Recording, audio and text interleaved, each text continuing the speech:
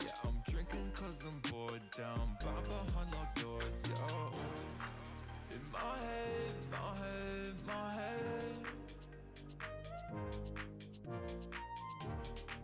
In my head, my head, my head.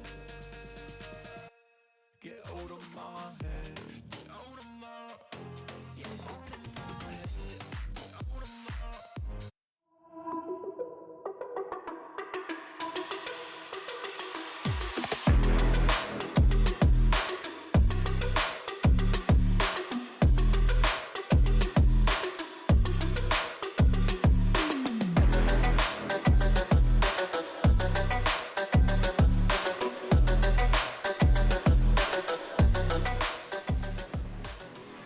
And welcome back to the Esports Tower Summer Invitational. I am David Adams, and I'm so excited to be here.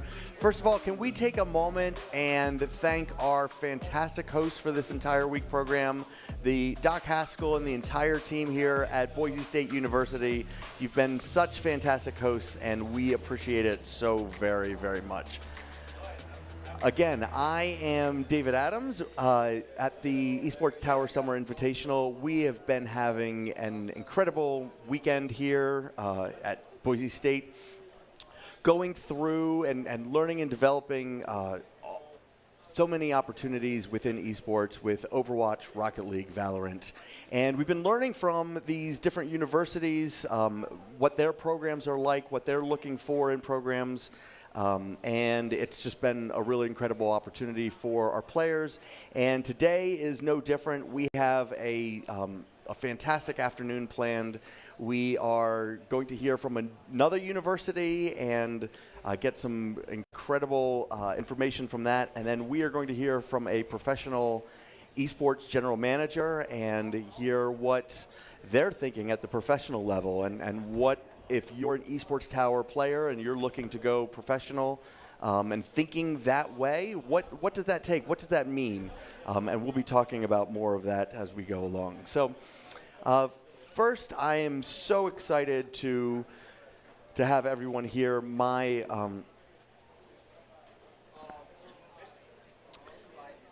are we ready for our guests? Okay. I am great. I just wanted to make sure, because joining us from the University of Oklahoma in Norman, Oklahoma, is Esports Director Michael Moog Aguilar. OU is setting a new bar in collegiate esports for Power 5 Conference Division I universities. And Moog, welcome. We are so excited to have you. Thanks so much for joining us today. Yeah, thanks for having me. Great. So first of all, can you just give us an overview of the OU esports program and what you're doing there and the kind of games that you have, and just give us a little bit of a flavor of what's going on there. Absolutely. So the Sooner Nation has been developing almost 6 years now with an emphasis on path to industry. What we mean by that is all the logistics that you represent as Esports Tower to put on an event that you're now hosting with Doc Haskell at Boise are also critical to the development of our program, meaning that we need tournament organizers, we need marketeers, we need production people, shoutcasters.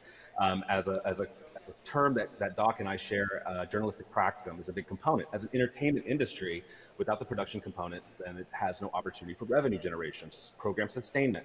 And these are all degrees and disciplines that many of our universities share as opportunities to grow professionals of this industry and take it to the next chapter on top of the highest tiers of competition, cultivating those skill sets and maturing an industry that's going to be here well past our time on this earth.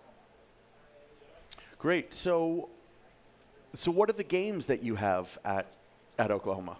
Yeah, so right now we're currently developing 12 different titles, 4 of which are considered, I guess what we would canonically say, our varsity scholarship titles, and then the rest are club, and I'll go over those really quick as that's a pretty long list. Our first 4 scholarship titles right now are League of Legends, Overwatch, Rocket League, and Valorant, and then we also are developing Apex, Call of Duty, Counter-Strike, Halo, Madden, Rainbow Six, and Super Smash, as well as adding Fortnite back to our list for this year.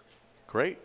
That sounds exciting. And did I hear the word scholarships and the Rocket League, Overwatch, and Valorant, which are the game titles that we're playing here this week? Right. That's correct.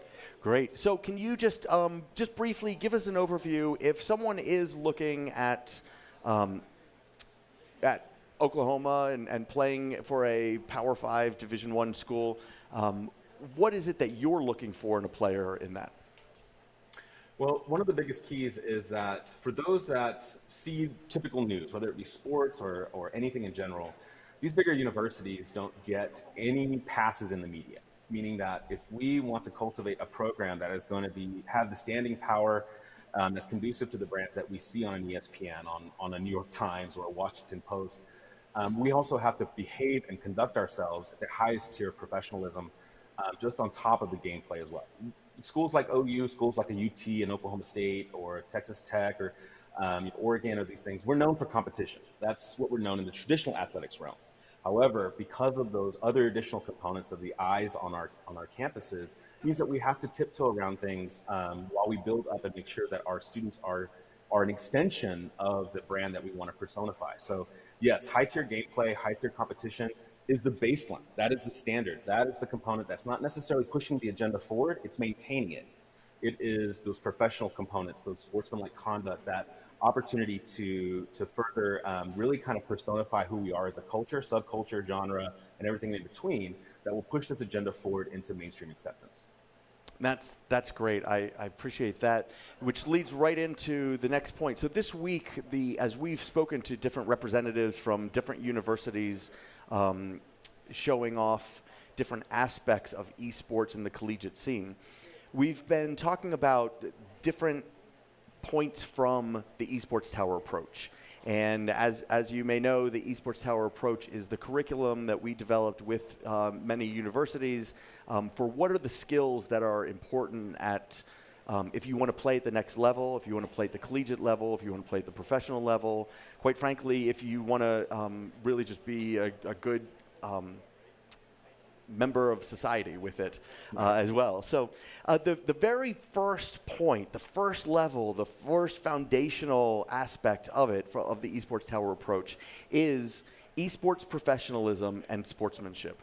And can you take a little bit of time and talk about what that means to you and the importance and what you think particularly on that topic? Yeah, I came up with 5 bullet points, so feel free to interject along this kind of build up to the final point. But the first one is that we're coming into an age where the predominance of our students are born into a digital environment. I'm at 40 years old. I completely date myself on stream and have it documented. I'm definitely a boomer in the space as well. But one of the benefits that I had is that through my teenage and early adulthood, social media didn't exist. And the first point I wanted to make is that the digital and your physical reputation are the same. And it's important to understand that how you behave in a LAN environment, how you behave on the social platform, and it's conducive to what we look at in our student bases and reviewing, are they a good steward of what we want to build for OU or what we want to build for this scene? So being responsible and accountable to yourself is critical to the future trajectory of you being a successful professional in this space, whether that be a competitor, whether that be somebody on the logistics side, administrative, whatnot. We have to understand having a good decorum and the ability to personify excellence as well as positive energies. The second is your name is everything. You know, people know me by Moog. That's not my name, it's Mike Aguilar. It's Moog, but that's my personification of it, part of the blending of us moving into kind of a metaverse type of a future of how we digitally interact with each other. But it's still the same as if it was before then. We have to understand that who we are as the brand, the name, the person, our actions, all are definitions of who we are, and they will trail us, just like a resume, just like a legal processes or anything in between. Third part is you play how you practice. Now, this one is a little bit of a steal off of Doc Haskell, who definitely has a running stream of quotes where it talks about really kind of saying, you know, if you're not practicing at the highest tier, you'll never play at the highest tier. Take every moment that you're developing yourself seriously, and it will exude from you naturally as your muscle memory, as your standard response, as your ability to react and have solutions or responses that are positive and professional in real time, versus a knee-jerk reaction that might produce an emotional response that is beneath you or beneath the brand that you represent. That's great. We very much appreciate that. What can you give some examples of where some players have particularly succeeded in that area, and maybe a couple examples where you've had to do corrective action with the players?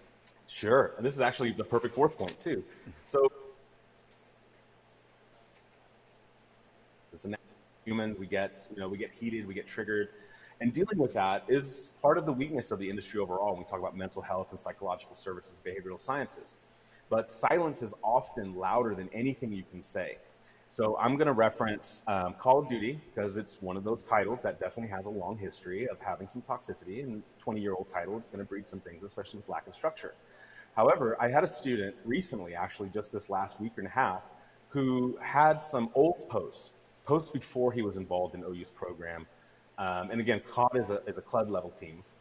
But instead of allowing me to find out through notifications and DMs from third parties, this student took accountability of it and said, yes, I did say those things. This was a different time. This is how I view it now. And through my experience with that student is absolutely how he's changed, unlearned those things, and learned proper responses. That's a perfect example. The worst example came from allowing those things to go unchecked, where we've had students at other universities come and berate us and not us following due process to notify the proper league organizers or tournament organizers to hold them accountable. And they continue to run their mouth, or they continue to kind of breathe this demeaning comments or belittling comments, especially in this scenario was a negative comment towards a coach of ours who was a woman, and unfortunately led to sexist commentary that was very dismissive towards her, and unfortunately put a cloud over it. But we stood behind our coach and we stood behind our team and said, we're not going to behave this way. And this was a situation where the team wanted to react and have a vocal response. And I said, no, let me do my job as a director and do diplomacy between the two departments and two organizations and the tournament organization, and work through that instead of going at each other's throats, which ended up in a scenario where those students at the other university evolved a bit. And that was good because we all want to play in this world. We all want to have this forever, but we have to raise our standards now that we want more opportunity. Great, great. And did you say that there was a fifth point as well? Yeah, so the last point, which kind of draws it home for me, is that for those that watch traditional sports, the University of Oklahoma is often in the news for many things, so especially for football. Lately, softball has been crazy. We had a good baseball year, gymnastics, tennis, you name it. We've done really well outside of the conventional college football era or time right now.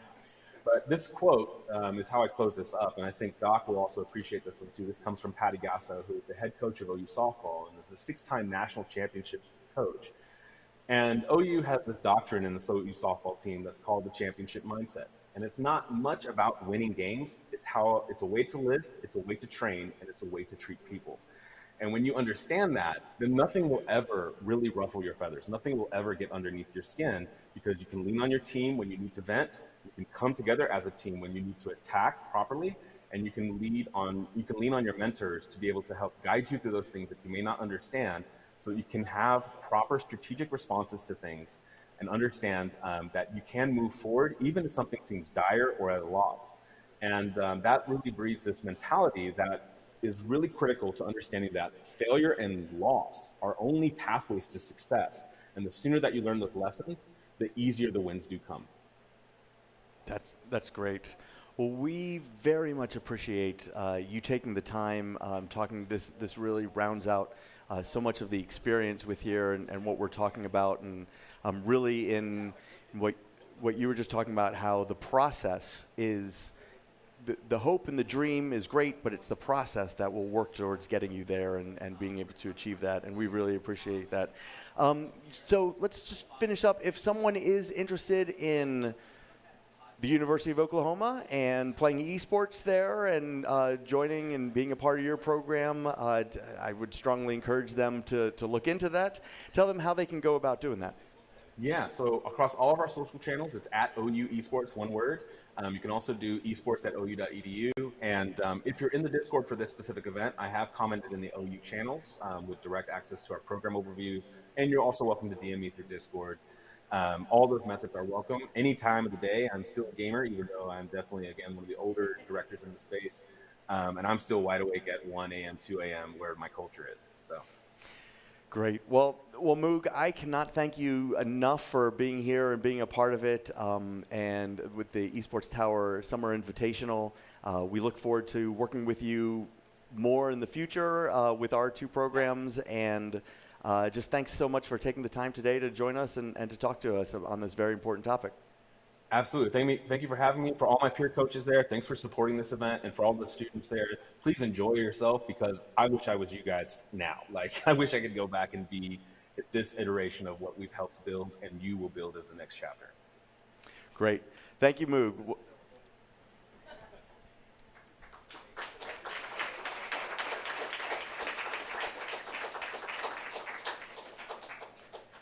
Great. Well, that was fantastic and a great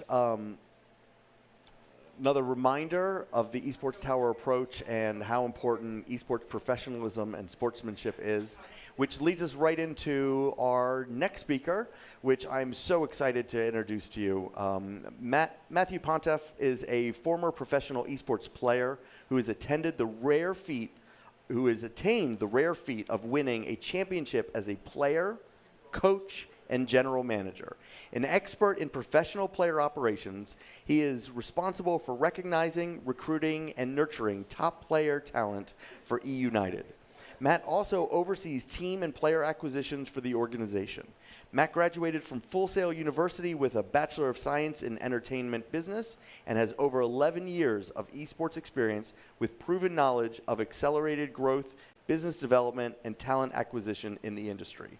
Please welcome, give a strong Esports Tower welcome to the General Manager and Vice President of Esports at E United, Burns.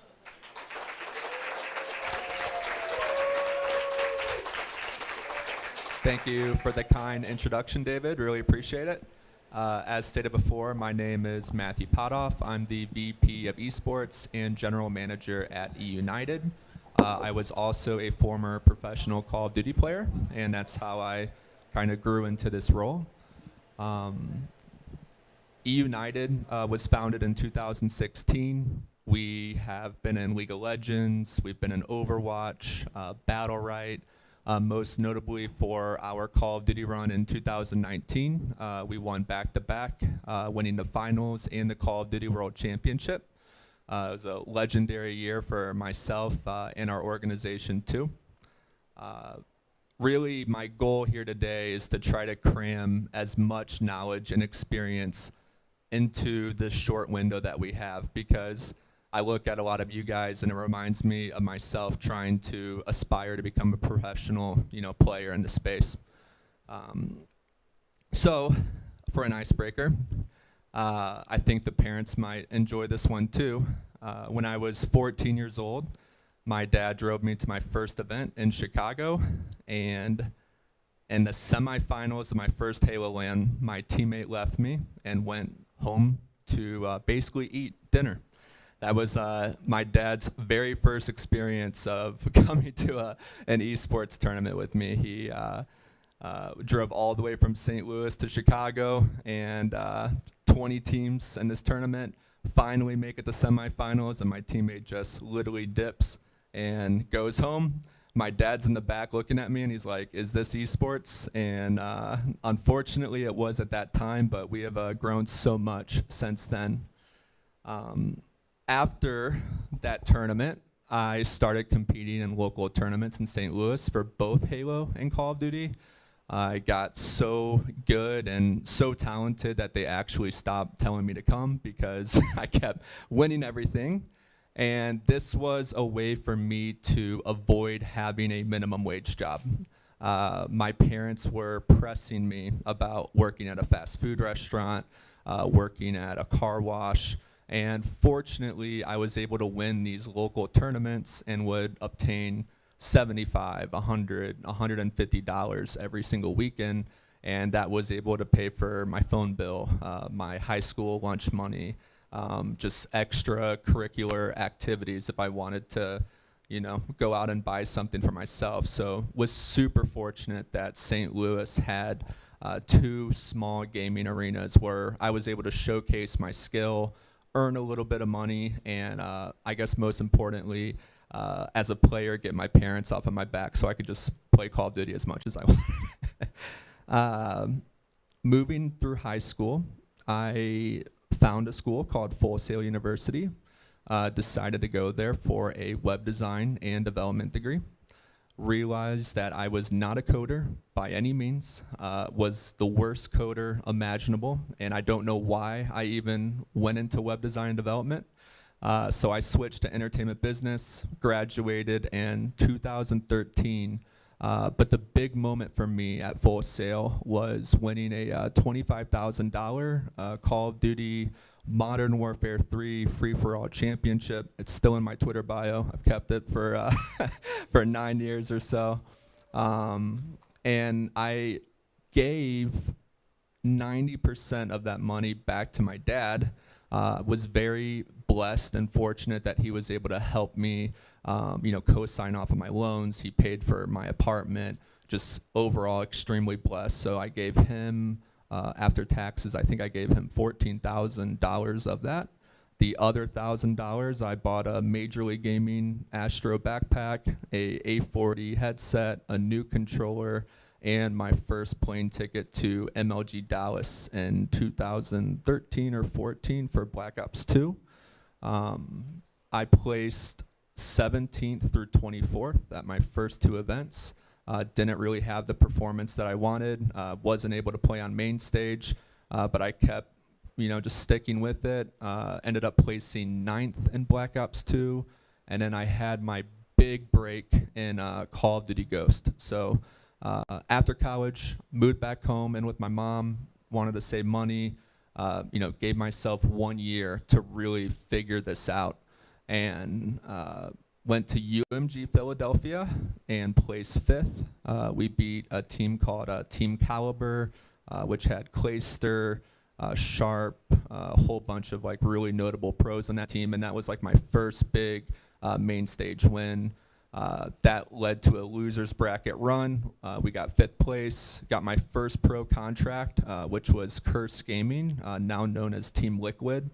I moved to Atlanta for a year and basically lived with my teammates in Atlanta, and it was a fraternity home for gamers, basically. At that time, we didn't really have coaches or managers, so we had a house manager that was in charge of getting groceries, helping us out with, if we needed to go get a haircut, he would potentially drive us there, or he would help drive us to the airport if we were flying to a tournament. And we just didn't really have the resources back then that we do now. So everything was on the players. And I'm sure you guys get into a lot of arguments with your players that can spiral out of controls, but I mean, I can tell you with 4, hot-headed Call of Duty teammates inside of a basement after winning or losing, we had some crazy conversations. And you can only imagine that after you lose a big match, you go upstairs, and then at 12 in the morning, you go downstairs to make a sandwich, and your teammate that you just argued with is also making a sandwich in the kitchen, and it's like, hey, how's it going? There's literally like no break at all. So that was a very fun experience. During that year under Curse, that was my most consistent year as a Call of Duty professional. I placed 4th at MLG Anaheim. I placed top 8 at probably 3 or 4 more of those events, and unfortunately got cut, moved back home, and I went on to play for 14 more organizations. Was basically playing with every single pickup team, organization that just needed a fill-in player. I was never like the best, but I was able to attain that professional title, and I just made the best work with what I had. There's sometimes a lot of player politics. There's, certain attributes that come with just aspiring to be a pro. So did the best that I could. I played after Ghost, Advanced Warfare professionally, and then 7 months of Black Ops 3. In Advanced Warfare, I placed 5th at Call of Duty Champs. That was one of my biggest moments in a team environment. We won $70,000 that weekend. So after my cut, it was like $10,000 because we won it in California and they stole all of our money from taxes. It was a disaster. I could not believe it when I got my check in the mail that they took like $8,000 that I was supposed to have. Black Ops 3, moving forward into that, played for Cloud9 for one event, played for Rise Gaming, if you've heard of them, and then some other, smaller organizations. Unfortunately, the fall of my career, I was playing a best of 7 to get back into the Pro League. We were basically like the next best team to get back into the Pro League because it was so competitive at the time. We were up 3-0, and the other team reverse swept us. They won 4 straight maps. I cannot relay enough how depressing and miserable that was. It was one of the most painful experiences to go through as a professional player, but in that moment, looking back at it, Apathy, who was on my team, went on to win the Call of Duty World Champs in Black Ops 3 under Team Envious. Merc went on to become a caster and a streamer, and he's super successful. I ended up transitioning into coaching, and our 4th teammate, Study, kept playing, but now he is also a shoutcaster for the Call of Duty League. So even though we failed in that moment, all of us kind of, it was almost like meant to happen. Like, we went on to do big and better things. So currently, played with E United, my very last event, became a coach. We won a major in 2017, MLG Atlanta. And then I was promoted to general manager, and then that's when we won those 2 big titles in 2019. And as stated before, right now I recruit talent, I look over the talent, I run our day-to-day operations at E United, I handle partnership calls, I travel with all of my players, been to Europe, 6 or 7 times, been to Germany. Great, love Germany so much. But that's really the best perks of gaming. When you get to that level, you get to basically travel for free. It's by far the best perk once you obtain that level. And yeah, that's really my story. I feel what you guys have here at Esports Tower is so beneficial, and I really hope you guys are taking the time to soak in the knowledge that you guys have, because once again, we didn't really have this back in the day. There was maybe one coach in the Call of Duty scene that was known for giving their team advice or trying to keep them level-headed. It was all on the players back in the day.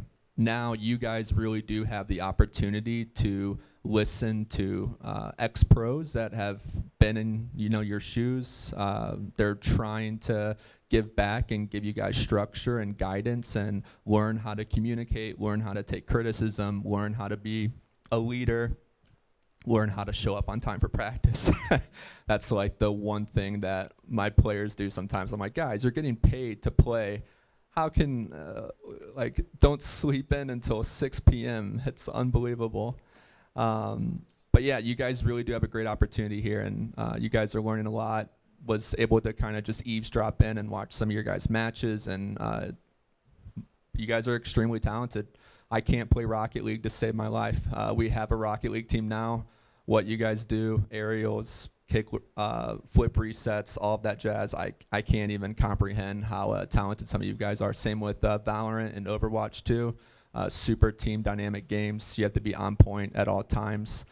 Solo plays are sometimes needed, but you're really not gonna do anything by yourself. And I know your coaches have been really installing those fundamental, characteristics into your gameplay. So I really wanted to leave the rest open to you guys. Didn't want to talk too much about myself. I was hoping to really go in depth and answer any questions that you have about aspiring to become a professional, maybe jobs that are available in the industry. Really just want to help as much as I can, and really appreciate you guys having me out here.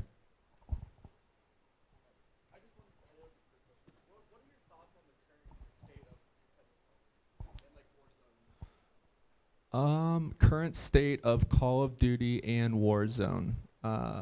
I would say that it's declined a tad due to franchising. That's just my personal opinion. I feel there's not enough opportunities for amateur players in the Call of Duty scene to really showcase what they're about because it is a limited amount of teams competing now. When we were in Call of Duty, 250 teams would show up. So that's over 1,000 players competing to be on main stage. Now you only have, basically less than 100 at a time. So overall, though, Call of Duty, one of the most popular games on the planet. A lot of people from Call of Duty have worked their way up into really cool spots. You have Nade Shot at 100 Thieves. You have Hastro, who runs Envious, and Hex at Optic. Scump is a freaking legend, and he's been playing for 10 or 12 years now. So I think with a new title coming out in Call of Duty every year, it really gave us the characteristics to adapt to certain situations. So whether I'm working with my Halo team or my Rocket League team or a PC team, I'm really able to help adapt and figure out solutions for them.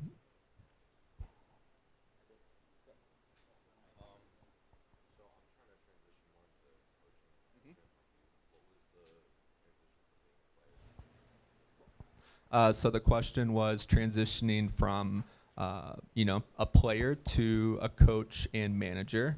I will tell you that watching is terrible. You have no control over the outcome. Basically, just as Mood was talking about before, my goal as a manager and a coach is to just instill good practice, good habits, and let the rest happen. It took me a long time as a player to realize, I did have like nervous issues. I would get nervous before some big matches my first year or so. And it was a problem. It affected my gameplay. I hesitated a lot instead of being able to just kind of be in that flow moment. And I just told myself, as cliche and standard as I'm about to say this, I just saw a pro hockey player say it, and it just clicked with me, is that you just go out there, do your best. You win or you lose. If you lose, it's because the other team outplayed you. So your goal is just to build really good secondary habits through practice. Go out there, compete, and do what you need to do as instilling that confidence into a player from a coach perspective. And to go into a little bit more detail, I view there are like 3 different coaches at the pro level. You have teams that are so talented and good that you almost don't even want to mess up what they're doing. Sometimes those are honeymoon phases, sometimes that's a short stint, but at that time, you're really just like organizing what's already working. So I kind of consider that just like a pure organization. You're just booking flights, you're helping guide some small conversations, and you're letting the players do what they do best.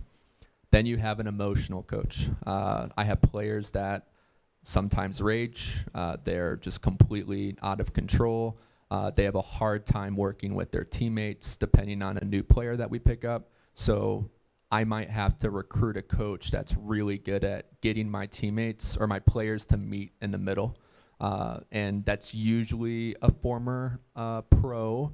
Not in all cases. I have usually tried to recruit former professionals only, because players resonate extremely well with someone that's been in their shoes before.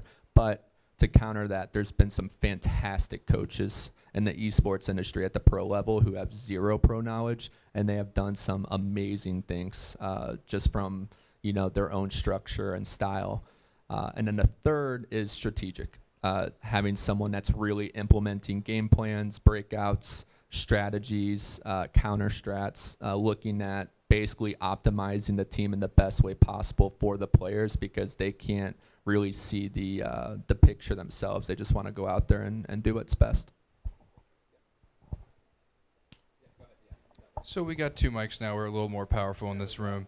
I actually have a good question for you. So something I always think about that differs from traditional sports is when teams struggle. You mentioned how you jumped around teams a lot. When players struggle, they'll put LFT in their bios, looking for coach. They'll put a period as their name, like go offline pretty much. Is that something that needs to change, so esports can come back up to its prime, number one, finally take down sports as the big bad media conglomerate that it is? Or is that something that's just going to be there forever? Is that just the nature of gamers? There's obviously a lot of trolls out there. I mean, it's just the gaming community. Like, you're going to get it no matter what. But I will say, in order to unlock like that next tier of yourself, like if you're really looking to go pro, just staying professional at all times, like learning how to deal with losses in a positive way. Once again, I know this sounds cliche, and maybe your parents or even coaches are saying it, but it is so, so crucial. When I recruit players, I go back and look at their social media. I research things that they were saying. Even if there was the smallest rumor about a player, I will go back and talk to their former coaches, their players, and that's kind of how I do my own background check to make sure that these players are, one, professional, they're going to be compatible with E United and the way that I run my teams, and most importantly, can work in a team environment. So it is really important. Just kind of staying level-headed. We all rage. Like, I was playing Halo Infinite earlier up here and got no-scoped. I'm obviously not happy about that. It's funny because I tell my players all the time, like, hey, like, don't get upset. Don't, go crazy when things don't go your way. And then I'll stream as a 30-year-old now, and something goes wrong, and I have to, like, really just bite the bullet and not do anything, because if I'm preaching something to my players, I need to respect that too. Yeah, maybe my teammates just run away from me. But so Pando's got a question here too. Yeah. So as someone who is freshly out of high school, looking at college or pro like options, I kind of wanted to go back to how you were talking about you and your teammates, like jobs you found post like career. So I was wondering, because in esports you retire really early. I was wondering what kind of jobs have good overlap in like the esports path, I guess. Yeah, is it cool if I kind of talk about the structure of E United and how some other organizations operate? Does that work? Cool. So currently, from a structure level, you have CEO and any C-level employees, and then I'm right underneath at the VP level, and then you have general manager, coaches, players from the competitive side. Adjacent to that, you have director of marketing, you have creative directors, you have production, casters, data analysts, you have event coordinators. I mean, there are some organizations that hire people out just to book flights, schedule media times for their players, and get them what they need on a daily and weekly basis. Unfortunately for me, I do so much at E United that I'm kind of stuck doing a lot of roles. Something that I forgot to say in my speech, once again, I didn't have a manager or coach back in the day. So now that I'm in this position where I can help my players out, I go and grab waters. I grab food. I let them put what food they want on Uber Eats. They pass my phone around. I go outside in the rain. I grab it. I bring it back, even if it's a mile away. I basically do whatever I can so my players can focus on the game, and they have no excuses not to perform or put their best foot out there, because I'm going out there trying to do all the dirty work. So just going above and beyond like your job description, regardless of the role, just putting yourself out there, doing the extra, regardless if it's a social media manager. You can get your one post in a day on Twitter, or you can continue to do Instagram, TikTok, Twitter, ask players what they want on their social feeds. There's so many different ways to just give a little bit extra. My name is Arctic, and I heard you mention St. Louis. I'm guessing you're from St. Louis. Yep. I am also from St. Louis. And I was going to mention you were able to find local tournaments in St. Louis when you were playing. For me, it is really hard to find local tournaments for Valorant. And I was wondering if there was if you had any advice on trying to find local tournaments in any other city for other people. Yeah, it's a good question. Unfortunately, the two gaming spaces that were in St. Louis are no longer around. They're kind of extinct. I will say, just continue to take advantage of online. Everyone talks about it, like if you work your way up the leaderboards, if you're able to go into, I'm sure you've seen like Pittsburgh Knights has those monthly tournaments. And then there's even smaller open tournaments that are available. Putting together good teams and just continuing to play in them, get experience, get good reps, like that's the fastest way that you're going to become noticed. Rocket League, same thing. The pros play with individuals that work their way up the leaderboards. You start to get in that circle where you're playing with extremely talented, like, supersonic legend players, and pro teams will usually give them a tryout, and that kind of leads to a next step. It takes time too. I played LANs from the ages of 14 until 18. I went to school for 3 years, and then I went pro at 22, 23. So, what you guys are learning now, like, don't expect just to become a pro like that. It really does take time. It takes, looking at your own footage, being open to criticism. It's so critical and key. So this is a Rocket League question. So in the upcoming scene for Rocket League, how is United's team preparing for it? Are you guys looking at roster changes? Are you doing different practice times? How is that going to work out for you guys? Yeah, so for Rocket League right now, we're in the middle of a pretty big off season. I gave all of my players the option to basically get out of their contracts and go explore as unrestricted free agents. We didn't perform that well in the last season, so I wanted to give them that option to go out there and explore. Right now we are running with Savvy, Seal, and then we have Ajax on our team, and we're playing with one more player who I can't say just for the sake of keeping it confidential. But when we first got into Rocket League, we qualified for Worlds in 2019. I was able to go to Madrid, Spain for that. We placed 9th or 12th. It was one of our biggest moments in Rocket League that we've had as an organization. Since then, we haven't been able to really capitalize and figure out a good way to stay consistent. They opened up the door to basically where everyone can compete in these RLCS tournaments, which is great, but it also opens the door for a ton of upsets. And if you're not able to stay at that floor where you can continue to beat teams underneath you, you can, fall into like a top 20, top 16 placing, which is what we fell into this past year, which is why we're running trials now and getting ready for October after Worlds. And I think it's in August or September in Dallas. So, I know the new season's supposed to start in October. Really excited about that. So I actually have a question about that. You see a lot of teams like Space Station, Team Liquid, investing in really young players for Rocket League. The average age for a Rocket League pro now is like 17 or 18 years old. Is that something that you guys are doing as well, or are you guys taking a different approach and looking for a more mature roster?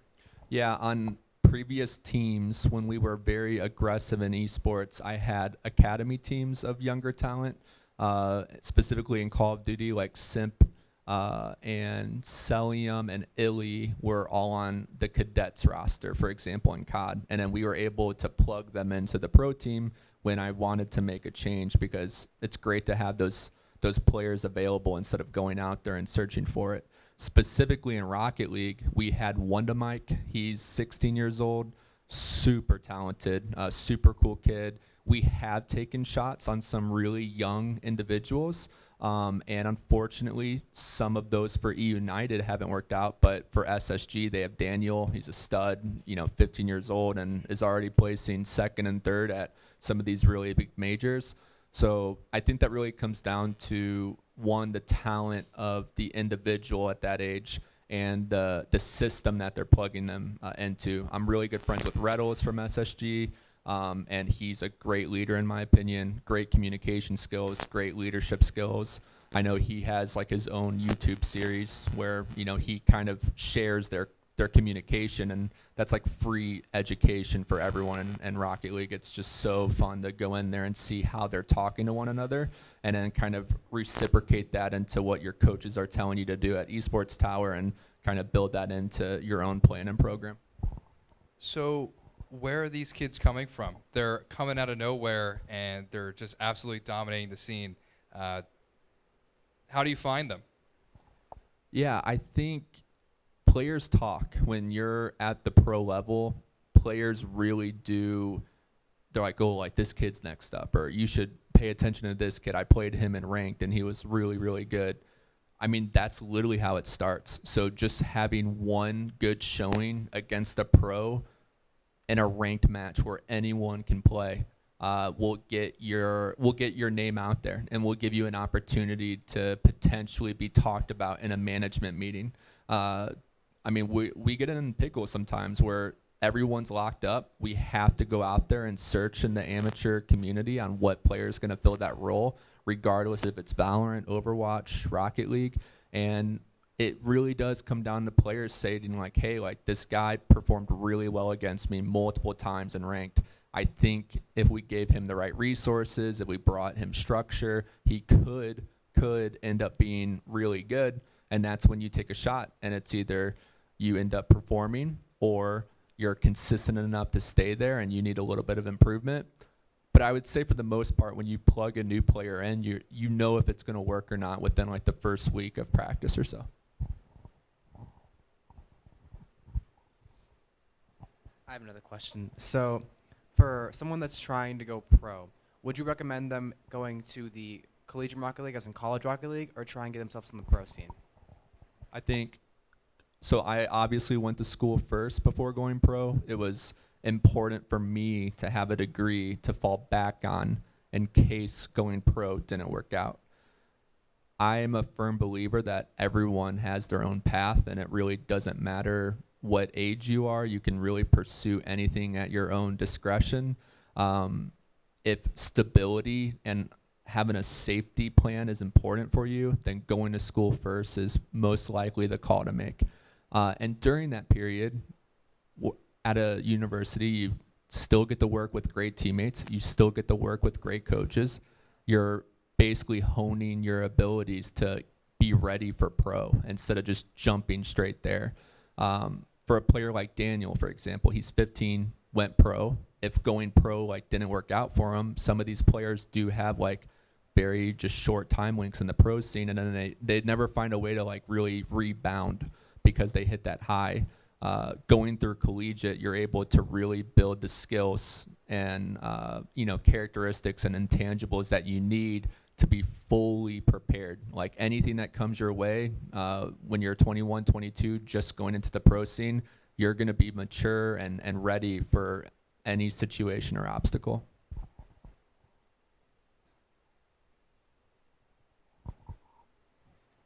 Hello, I'm Mango. I'm also from St. Louis. And I was just wondering, did you have any mental issues along the way of trying to just live life? And I was wondering how you dealt with them.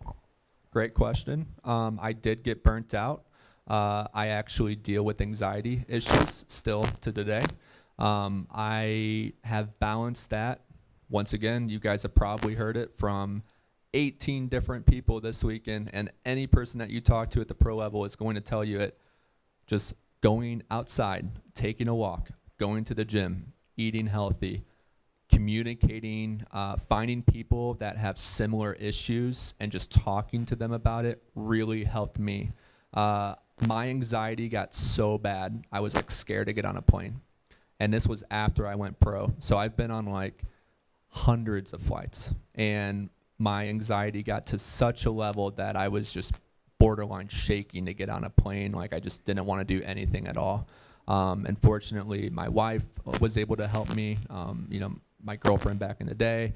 And it was a very tough time, but just going outside, getting fresh air, bringing balance, and figuring out a way to not go all in really helped me.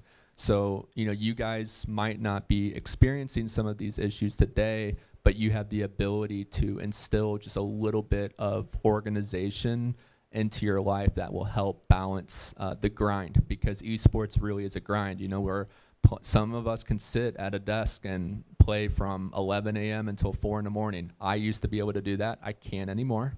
My thumbs don't work like they used to. But that's just a part of what esports is. So make sure, take breaks after 2 hours, go outside, just get your head off of the game.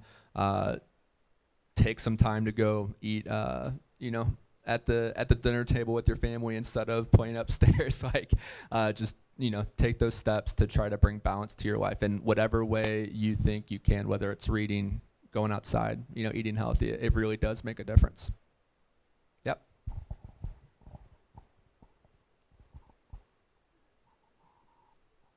Come on up.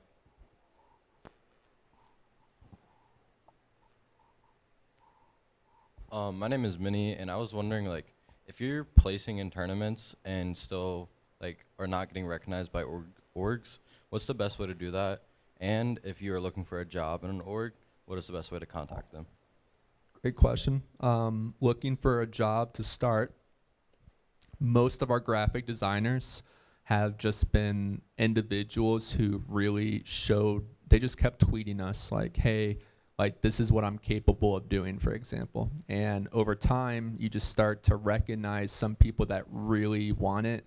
They're being very persistent. They're not being annoying, but they're being like professional about it. They're, I'm sure you see on social media all the time, like these video editors and graphic designers will build headers or profile pics of their favorite players or content creators. And some of those individuals end up getting a job from a content creator or from an org because they're like, hey, like, this guy's doing good work. He's passionate about our brand, and let's give him a shot. Same thing on the business side. It's a little bit harder, I would say, because on the creative, you can just display all of your cool work on social media. On the business and marketing side, you have to talk to people. You have to get out there. You have to network. You can't be afraid to go introduce yourself. I have that problem too. It's definitely can be awkward sometimes, but just taking the time to say, hey, how's it going? My name's this. I'm really interested in working in esports. Whatever it might be, sometimes you might strike someone who is looking for someone that's young and eager, and that leads to an email and an opportunity. And even if nothing works out, I have always fallen back on those individuals as like reserves and backup plans. And 6 months later, I'll be like, hey, like, how's it going? What are you are you still looking for a job? And that leads to another discussion, which could lead to an internship, which leads to a full-time position at some of these companies. That's kind of the way I see it in esports, at least. I know, can you repeat the pro question? Oh, it's getting recognized by orgs as a pro, right? Yeah. So from a completely transparent view, I think there's two ways, really. One is the content creation side, where you see these players that might want to just focus on streaming, and general managers like myself see value in someone that has that spark or ability to become a content creator. On the pro player side, sorry, I don't know. On the pro player side, it's really just about your placings, focusing on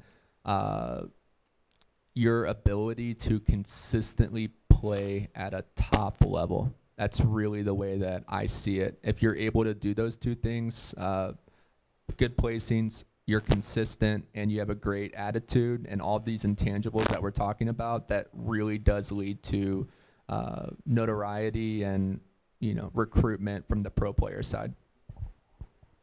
What are the kinds of people that really fit well in a full-time esports position? I'm lucky enough to have found David and the rest of the team. I'm a gamer. I fit well with this company. I feel like I do. What kind of people do you look for when they're reaching out to you for United? What isn't a good fit, and what is a good fit? I think I'm the best boss ever at United. I let anyone do what they want. We talk about things as a team, and I give everyone trust to do what they need to do. So my social media manager rarely comes to me for like, hey, is this tweet okay? I let them tweet whatever they think is gonna do well from an impression and engagement standpoint. Same with you know, marketing. I really just try to give my staff members their freedom to do what they want, and we make decisions together. I really enjoy people who, one, bring good ideas. They have a strong work ethic. They really care about what they're doing. And most importantly, they can take criticism well. And a conversation can be built without it leading into an argument, where there's a way for you to maybe give up a little to compromise and meet someone else in the middle, depending on that idea or a plan or an activation. It's so critical and key at my level, at least, since we're a pretty small team.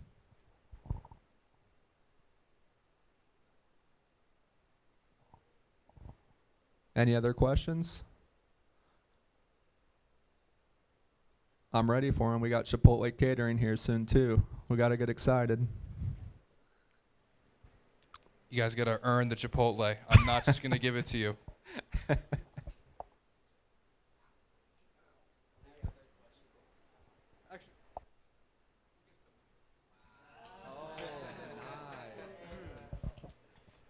My name's Ame. I've got a very important, serious question here. And what is your favorite thing to order at Chipotle? Brown rice, pinto beans, chicken and steak, half and half, mild sauce, which is also pico, a little bit of cheese, sour cream, every single time. I don't change it. I eat Chipotle every day, as you can tell.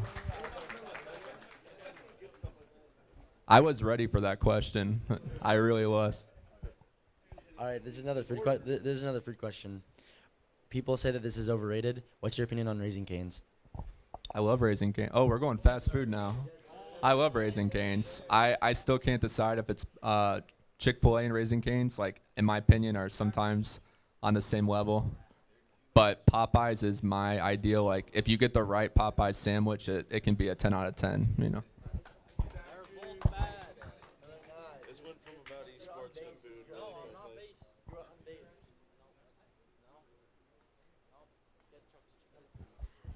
Okay, I'm from St. Louis also. I'm from St. Louis. Okay, thoughts on McAllister's? Oh, Have you we're had really Arctic? fast food. McAllister's is great. Mac and cheese is good. It's amazing. We have so many people from the Midwest here. Any esports questions? Any esports questions? Oh, Arctic's over there ready for one. Yeah, hey. I'm sorry, Hydro. I'm sorry. I'm Devin. I was just wondering, like, whenever you were, like, as a coach, especially, like, in Call of Duty, it's kind of, like, infamous for this. Like, one of your players getting tilted or, like, just conflict between players. How do you go about resolving that? So we have dealt with some like really painful losses at the pro level. So like after matches are over, for example, like if we we lose in a winner's bracket and we have to play our loser's bracket match it next, my guys are extremely tilted. We usually just give them their space for 5-6 minutes, let them kind of think about what has happened, and then it's really up to the coach and the individual to really come together and figure out a way to like reignite that spark and get ready for like a loser's bracket run match. I think at the top level, you see these teams that are consistently performing and placing top 2. Their communication is amazing. To me, it's like an art. It's the wavelengths are just like this. They get hyped when they need to, but they're not getting tilted. They're not letting their anger be showcased in the communication. If you're telling your teammates that they need to regain, you're probably losing that match. I mean, that's just how I look at it. If you're saying don't tilt, probably losing that game. Everyone needs to just be in one sync, one motion, communicating at that standard level that is acceptable to you and your own standards. To go a little bit more in depth into comms. Scrimmages for my players. I don't expect them to go 100%. I expect them to go 90%. I expect 100% to come out when we are playing on match day. So the 90% is their floor. Like I tell them they need to find their floor, like what they think is appropriate for them to bring their best. Because, you know, when you're in a scrim and you get a 3-piece or a 4-piece, it's hard to just jump out of your chair and, you know, you're not going to be doing that unless it's for a match for $20,000 or $5,000. So it's kind of unrealistic to just bring like your full-blown self to scrims, in my opinion, just being realistic. But you need to be very, very close. If you're at 50% and you're coming to scrims and you're not communicating, you sound dry, you just sound like you don't want to be there, it's a waste. I usually just end practice immediately, and my players know it. Like, if I'm away from Discord and I can hear them from the other room, it's a great sign. If I can't and they just sound like they have no energy in them, I will literally ask them, like, do you guys even want to be here? And we will talk and cancel that scrim, because I also don't want to waste our opponent's time either. They're not getting good practice if my players aren't putting effort into their scrims. So yeah, hope that helps answer. I go on tangents sometimes. I apologize. I'm Mathesy, and around like how many hours did you have like played before you joined your first professional org? I played daily. I mean, I was playing 8 hours a day. Love video games, great escape. I just love Call of Duty and first-person shooters in general. It's a great way to get my mind off things, and once again, that just led to me realizing that I was good. So to answer your question, 7 to 8 hours a day, 6 to 7 days a week. And that goes back to me stating that I wish I would have taken like 1 or 2 days off a week for myself, because if you do that so long for so many years, you do burn out.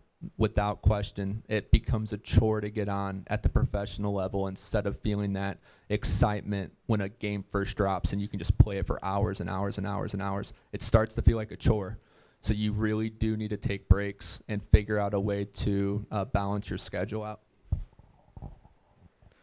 Hello, my name is Judge. Have you ever considered going back into esports or going into another esport? And also, have you ever considered picking up a 2.5 Widow one trick in Overwatch? I'm guessing that's Judge. Yep. Maybe. We don't know. That's coincidental, maybe. I've thought about going back, but some players, I mean, some people can do it. You know, I just feel once you're a pro and then you take like 4 to 5 months off, and the next wave of kids come up and take your spot, it is so hard to go back into that routine and that schedule once you have transitioned into the coaching role. So just another point to really like soak it all in, like even as an amateur player, like these are the times where, you know, you're in the passion pit, talking trash, having fun, building chemistry. It's not always going to be like this. So take advantage of every single day and make sure to get something out of it.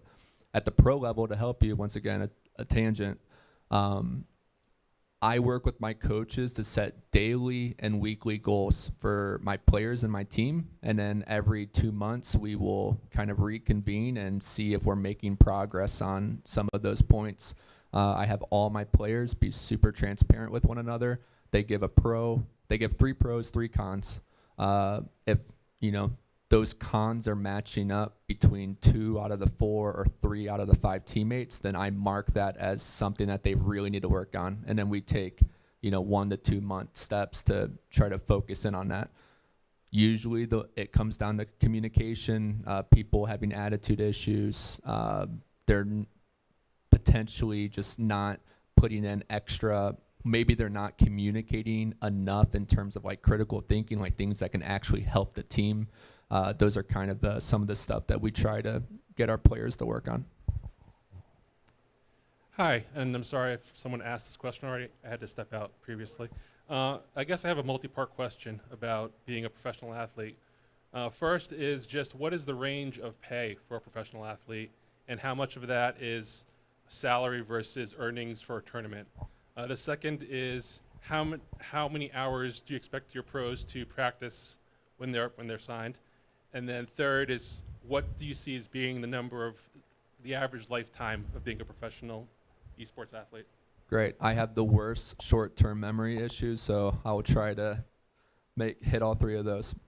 Salaries. I've worked with players that make $750 a month all the way up to $30,000 a month, depending on the game. You can probably guess the game, like League of Legends, for example, it's the pinnacle of esports, in my opinion.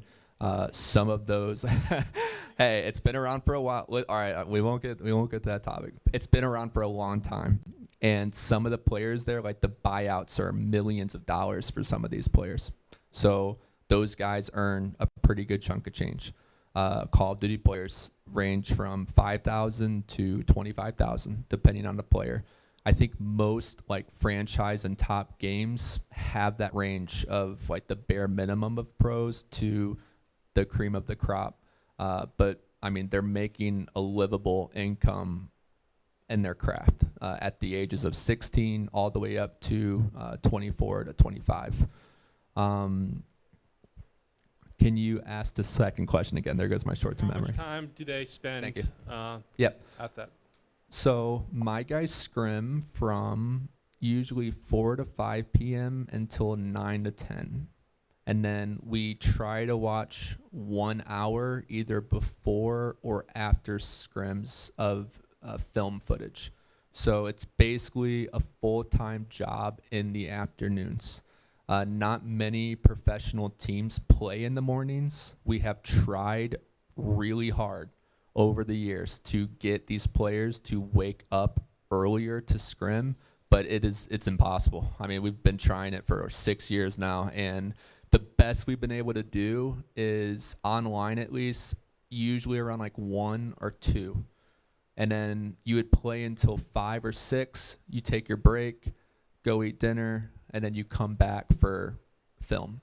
But some of these players, they just want to keep playing. They'll play 8s, they'll play wagers, they'll continue to play ranked, and that's just who they are. They're just so engulfed in what they do. They want to keep putting those extra hours in. I have some players that just show up for scrims and they get off. And that's their way of that's how they get their quality of practice and also bring balance to their life, because they've realized that playing another 2 or 3 hours isn't doing any good for them. So you mentioned in 2019, E United had a great year as an org in general, not just one esport. Do you think that is a coincidence, or do you think the org kind of runs off of each other? Success from one game also translates to another. Yeah, I guess talking about our history, in 2017 in Overwatch, we won Season 0 contenders in Europe. We had Cruz on our team. We had Boombox and a few others. Then we won a world championship in Smite in 2018. And then that led to our world championship win in COD. I think this is all before COVID. COVID was just demoralizing to every factor of our lives. I mean, as soon as after 2019 hit, Call of Duty franchise, we didn't get in. And it cost $25 million to get into, which is a pretty hefty price tag. And then COVID hit. So we kind of had to reapproach the way we look at esports a little bit. We started really operating more in a nimble fashion to ensure that our investment was appropriate and made sense. And that's why we're in our current title, is because one, we believe in the growth of it. We have a great relationship with the developers, and we're finding out a way to actually hit an ROI instead of just throwing money in hopes that your team is going to win, or in hopes that some random 6-figure sponsorship is just going to come knocking at the door, because esports is pretty saturated right now. There's hundreds of esports organizations. You really have to make yourself unique and stand out to, get some of those bigger deals. All right. So, in competitive games, there's ranked, and how would you say that do you have any advice to give our players more motivation to keep playing ranked? Because we obviously love ranked, and it's totally not hard at all. I mean, yeah, it's tilting though sometimes, probably, right? Yeah, because your teammates. Yeah, just a little bit. So I mean, when I was 17, I also had, I had to put, a sticky note on my monitor, and I put "Don't rage." I mean, that's literally what I had to do in order for me to not to try to control myself, because when I played, you know, ranked or game battles and something didn't go my way, I would get really frustrated. That helped me. It was a visible reminder right there at the top right of my screen to not rage. It wasn't an overnight success, but over months of looking at that, I got better at controlling my anger when things weren't going my way. And I realized that that started to benefit me in the long run. I had more of a mental fortitude to be more strategic in the moment instead of getting angry and shutting down. It really helped me from that amateur to pro level. That really helped me. My biggest mistakes as a pro was not going back and watching myself play. I had my own ego that I thought what I was doing was the best.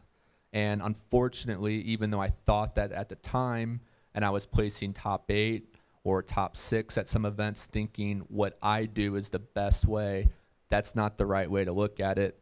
I should have looked at the way other people approached the game and went back and watched myself play. That's probably the best advice I could give any of you guys too.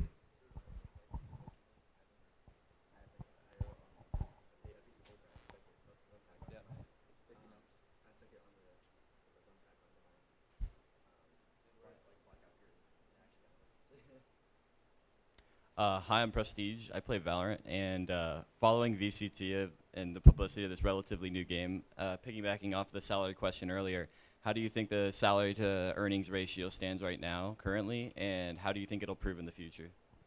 I think those players are making bank right now. I mean, when we got into Valorant, I had Scourge, who he's on Complexity right now. I had, who else did I have? I had basically Kansas City Pioneers picked up my team after we got out. And unfortunately, I feel really bad. I can't remember. The salaries in Valorant are huge because all of the players from Counter-Strike came back into Valorant. And Counter-Strike salaries were out of control. Those guys were making a lot of money doing what they do. Once again, that's another esport that's just cream of the crop. It's been here for almost 10 years. So those players expected the same salaries in a new game like Valorant, and all of the new players like yourselves that got into that pro level expected the same on what their former players are making. You know, you have Shroud, who just got announced by Sentinels. How much do you think that deal is? Like, the guy's probably making a lot of money. Tens, he got bought out from Cloud9 for $1 million. It's a 7-figure deal. That guy's probably making really good money. I think it's great for the players now. I look at it from both sides, but I think it's hurting the business a little bit. For, you know, I'll be transparent. E United, I consider us like an upper tier 2 organization. We're not at the same level as Cloud9 or 100 Thieves or FaZe, for example, but we're knocking on the door if a few things go our way. So for a tier 2 org, we can't even comprehend paying some of those salaries. It makes no sense for at least us. Other organizations, they might want to put all their eggs into Valorant and pay those salaries to be competitive. But it really just goes to what the business is and what you're trying to get out of it. Valorant, in my opinion, like one tweet, anything Valorant related gets thousands of, you know, just look at the way Sentinels run their social media. It's really good for Valorant. You know, they did like the pool party whenever they got knocked out, like fantastic stuff. They're able to like really capitalize on the assets that they have. And that's, in my opinion, what's making Valorant so popular is all of the players are, I mean, they're tweeting mid-match. Like after they win or lose, they're literally tweeting about what went wrong or talking trash to another player. It's hilarious, and it keeps everyone really focused on the game. Hi, Hydra. I'm sorry about that I didn't earlier. introduce myself. I'm Zydra. Third question, final question. So do you encourage your players specifically to have a fallback plan? I know, for instance, I believe Northwood, they have pro players for their college, and they're allowing their guys to go to college and have that plan, get a degree. Are you allowing that? And if so, are you directly contributing to that? Like, are you encouraging it? Are you helping them out in certain ways and aspects? Are you reaching out to other kind of organizations? And yeah. Yeah, it's a good question. I think at the pro level, my job is to really focus on the team in the moment and them winning, and me doing whatever is possible to give them the resources and tools and time that they need to succeed. Now, afterwards, if a player were to come to me and state that, hey, I'm probably going to retire or I'm going to look at a different option, I do use every ounce of my being to network and get them an introduction or figure out a way that's going to help them in the long run, because I want to see our players succeed no matter what they do in life or where they decide to go. I will say, like, currently right now, we don't have like that option where they can potentially like go to school and, or, you know, like E United would pay for their school, for example. But I have a PUBG player, Snakers. He's in school and plays. He's able to balance it extremely good. And I mean, I give him huge props. Like, he is going to college while pursuing professional play. He's making a salary from us, and he's still traveling. I think that lifestyle is only school and pro play, though. It's probably nothing else, because of just how hectic those two, you know, dynamics are together. All right, we have time for one more fantastic question. This one needs to be the best question of the night. Step on up, Arctic. So, on this topic, I want your opinion. For example, Sentinel's Dapper. What is your opinion on BM? On Bad Manner, right? Is that, yeah, okay. Wasn't that Zoms who did that with South? Okay. Okay, yeah. So, once again, we're all in esports and gaming. It's a part of the culture. I think it's okay in a sense to market yourself when you are trying to be different, but you still can't take it overboard. You have to figure out a way to capitalize on your success. And if that is a certain way that they want to capitalize in their success to get more viewers on their stream, to get more subscribers, which is helping them down the road, then sure, that might be their persona, and that's the way they want their brand to be recognized. Personally, I think it's something that you have to keep out of the game completely. I'm still not a fan of, like, if my players were tweeting in between matches, I would not be pretty cool with that. Even when my guys go on like main stage to play, I used to just take their phones away because they would just get on Twitter, Facebook. They're literally looking at fans roasting them mid-match, and they have a huge map coming up. Like, we're down 1-2 in a series. They're scrolling on their feed. Oh, United sucks. Blah blah blah. Like, why do you even want to look at that? You know. So. Yeah, it's, you know, it's just the way you want to build your brand. If that's, you can do it in a professional way, though. That's what I'm trying to say. Like, you can push it into the gray area. You don't go past the gray area, because that is getting fired, no sponsorships, losing all your hard work. So I'm being told we have time for one more fantastic question. So here you go. Hi, Burns. I'm Lyric. I play Overwatch, and I just have a question. You know, as you are an ex-pro player, I'm, you know, personally at a skill level where I'm like at the very top of amateur, but I can't quite break into like the semi-pro pro scene. And I used to be like very quick to improve and, you know, solve my own issues and like, you know, push that. But I've gotten to a point where I've kind of almost like plateaued. And I recognize a lot of things like that I'm doing wrong, but it's a struggle for me to like kind of focus on one and like, you know, knock them out and like really fix those bad habits. Do you have any tips for that? Yeah, that's a good one. I think for me, trying to like compare, my gun skill and mechanics were exceptional in COD, but I didn't. My stereotype that was attached to me is that I made brain dead plays all the time, but I was really good, so I got out of those situations. So for me, in order to grow, I went back and tried to kind of balance my senses out. I tried to make sure that I was listening to my teammates and doing things that were going to lift the chart up in other areas of my intangibles. For you, it might just be a factor of time. I really mean that. If you go to bed every night pursuing professional play, it's what you want to do, and you're putting in healthy reps to get better every single day. Once again, it's not just like an overnight thing. Like for some pro players, it takes 2 or 3 years. Even if it's a baby step every single day, that's still a positive note, in my opinion. So for you, it sounds like you're super passionate about this. Keep sticking with it. Take proper notes, like try to keep track of your goals and what you're trying to improve. Watch different streams, try to find players that you relate to and see like what they do differently. Write them down, try to apply it to your own gameplay, even if it's taking you out of your comfort zone, and a good way to see like different perceptions on things where you can apply that to your gameplay and hopefully improve. Let's give him a big round of applause and a huge thank you.